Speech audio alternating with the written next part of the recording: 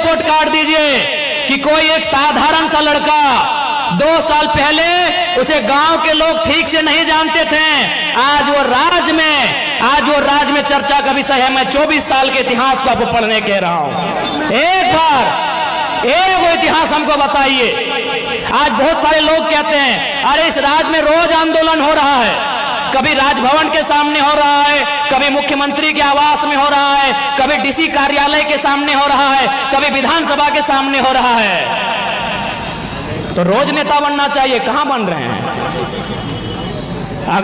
और हम तो जिस आंदोलन की शुरुआत किए थे 50 लड़के थे। मैंने जिस आंदोलन की शुरुआत की थी धनबाद से मात्र 50 लड़के थे, और आज आपके बीच एक चेहरा बन के आए हैं। क्यों? क्योंकि ये नियति की मांग थी।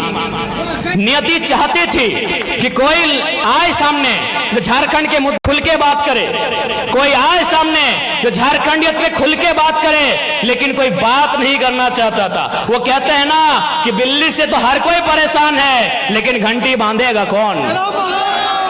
घंटी बांधेगा कौन?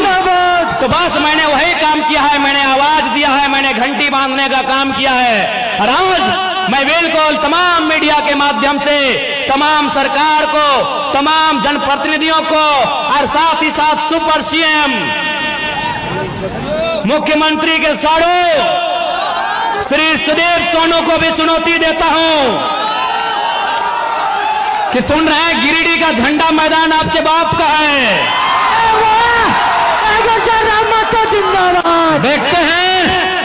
देखते हैं सोनू जी, वो भी झंडा मैदान कब तक आपके बाप का रहता है।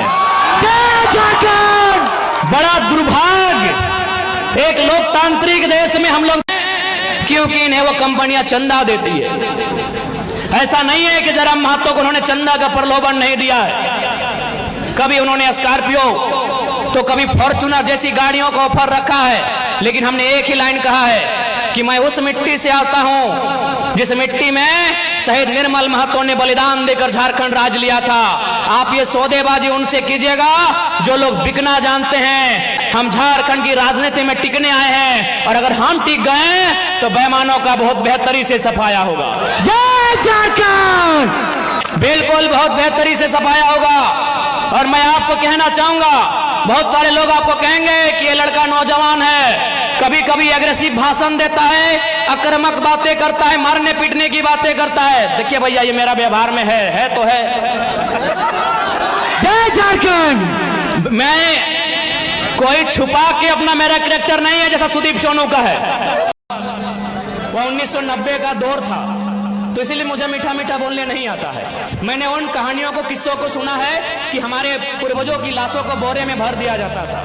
हम जिंदा थे और हमारी आंखों को जिंदा शरीर से निकाल लिया जाता था। हम जिंदा होते थे, हमारे हाथ को, हमारे पांव को काट दिया जाता था। उसके बाद हमें तड़पाने के बाद हमारी गर्दन को काटा जाता था। इसीलिए मुझे मीठा मीठा बोलना नहीं आता है। वोट देना आपका अधिकार है, देना है या नहीं देना है आपको डिसाइड करना है, लेकिन झूठ बोल के हम वोट नहीं लेंगे। हमें मीठा मीठा बोलना नहीं आता है। मैंने सुरेश महतो, शक्तिनाथ महतो, मणिनाथ मंडल, नेपाल रवानी, रसिक हांसदा, सुदन महतो जैसे अनगिनत किस्सों को मैंने सुना है जिनको बेरहमी से मारा गया है। मैं उसी कोयल अंचल से आता हूं, मुझे मीठा मीठा बोलना नहीं आता है। आपको पसंद लगे, मेरे विचार सशक्त लगे, मुझ में विजन दिखे, मुझ में लगे कि एक लीडर की काबिलियत है, वोट करना, नहीं लगे मत करना। फोर्सफुली मैं वोट मांगने नहीं आया।